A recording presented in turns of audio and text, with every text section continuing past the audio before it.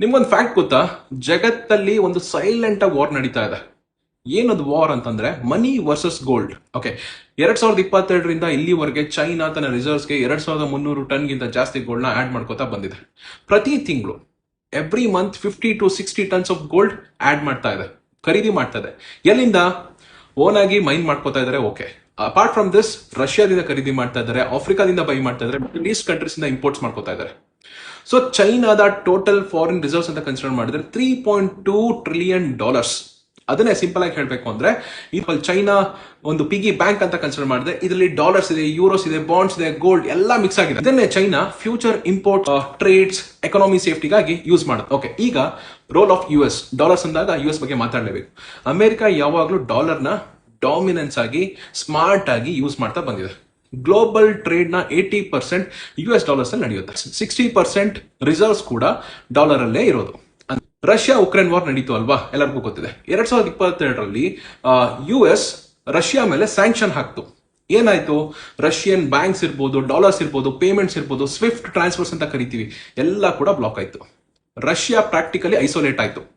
So sanctions ಅಂದ್ರೆ ಏನು? So simple ಆಗಿ ಹೇಳಬೇಕು ಅಂದ್ರೆ ಗೆ ಯಾರ ಮೇಲೆ ಆದ್ರೂ ಕೋಪ ಬಂತು ಅಂತಂದ್ರೆ ಆ ದೇಶದ ಡಾಲರ್ ಟ್ರಾನ್ಸಾಕ್ಷನ್ ಬ್ಲಾಕ್ ಮಾಡ್ಬಿಡ್ತಾರೆ. ಇಂಪೋರ್ಟ್ಸ್, ಎಕ್ಸ್ಪೋರ್ಟ್ಸ್, ಬ್ಯಾಂಕಿಂಗ್ ಎಲ್ಲ ಫ್ರೀಸ್ ಆಗುತ್ತೆ. ಬೇಸಿಕಲಿ ಅದೊಂದು ಎಕನಾಮಿಕ್ ಪನಿಷ್ಮೆಂಟ್. ಚೈನಾ ಇದನ್ನೆಲ್ಲ ಅಬ್ಸರ್ವ್ ಮಾಡ್ತಾರ, ಅದು ಗೋಲ್ಡ್ ನ ವೆಪನ್ ಆಗಿ ಯೂಸ್ ಮಾಡಕ್ ಸ್ಟಾರ್ಟ್ ಮಾಡ್ತು. ಏನಕ್ಕೆ? ಚೈನಾ ಗೊತ್ತಿತ್ತು ಯಾವತ್ತಿದ್ರು US ಇಂದ ಇದ್ರ ಒಂದು ಥ್ರೆಟ್ ಬರ್ಬೋದು ಅಂತ. ಸೊ ಅವ್ರೇನ್ ಮಾಡ್ತಿದ್ದಾರೆ, ಬ್ರಿಕ್ಸ್ ಕಂಟ್ರೀಸ್ ಈಗ ಡಾಲರ್ ಬಿಟ್ಬಿಟ್ಟು ಲೋಕಲ್ ಕರೆನ್ಸಿನ ಟ್ರೇಡ್ ಮಾಡಕ್ ಸ್ಟಾರ್ಟ್ ಮಾಡುತ್ತೆ. ಸೊ US ಸ್ಯಾಂಕ್ಷನ್ ಏನಾದ್ರು ಬಂದ್ರೂ ಕೂಡ ಚೈನಾ ಸೇಫ್ ಆಗಿರ್ಬೇಕು. ಓಕೆ, ಇದರಲ್ಲಿ ಕೆಲವೊಂದು ರಿಸ್ಕ್ ಕೂಡ ಚೆನ್ನಾಗಿದೆ. ಏನದು? ಗೋಲ್ಡ್ ಪ್ರೈಸ್ ಈಗಾಗಲೇ $3,500 ಪರ್ ಔನ್ಸ್ ಆಗೋಗಿದೆ ಅಲ್ವಾ. ಸೊ ಚೈನಾ ಇನ್ನು ಹೆಚ್ಚು ಗೋಲ್ಡ್ ನ ಖರೀದಿ ಮಾಡಿದ್ರೆ ಬೆಲೆ ಇನ್ನೂ ಜಾಸ್ತಿ ಆಗುತ್ತೆ. ಡೆವಲಪಿಂಗ್ ಕಂಟ್ರೀಸಿಗೆ ಇಂಪೋರ್ಟ್ಸ್ ಎಕ್ಸ್ಪೆನ್ಸಿವ್ ಆಗುತ್ತೆ. ಅಫಿಷಿಯಲಿ ನೋಡಿದ್ರೆ US ಫಸ್ಟ್ ರ್ಯಾಂಕ್ ಬರುತ್ತೆ ಗೋಲ್ಡ್ ಸ್ಟೋರೇಜ್ ಅಲ್ಲಿ, 8,133 ಟನ್ಸ್ ಇದೆ. ಇಂಡಿಯಾ ಹತ್ರ 822 ಟನ್ಸ್ ಇದೆ. ಸೊ ನಾವು 9ನೇ ರ್ಯಾಂಕ್ ಅಲ್ಲಿ ಇದ್ದೀವಿ. ಆದ್ರೆ ಒಂದು ಸರ್ಪ್ರೈಸಿಂಗ್ ಫ್ಯಾಕ್ಟ್ ಇದೆ ಅಪ್ಪ ಇಲ್ಲಿ.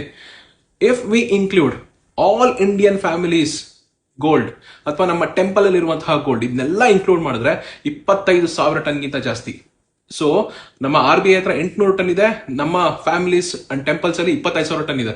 ಎಲ್ಲ ಇನ್ಕ್ಲೂಡ್ ಮಾಡಿದ್ರೆ USA ಗಿಂತ 3 ಟೈಮ್ಸ್ ನಾವು ಗೋಲ್ಡ್ ಅನ್ನ ಜಾಸ್ತಿ ಇಟ್ಕೊಂಡಿದ್ದೀವಿ. So officially US number 1, but unofficially India is the number 1 and it's a gold power house.